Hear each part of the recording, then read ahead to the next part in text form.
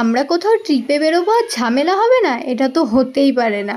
তো এই বছর শিবরাত্রির দিন আমরা টিকিট করেছিলাম আমাদের এই বছরের ফার্স্ট ট্রিপের জন্য।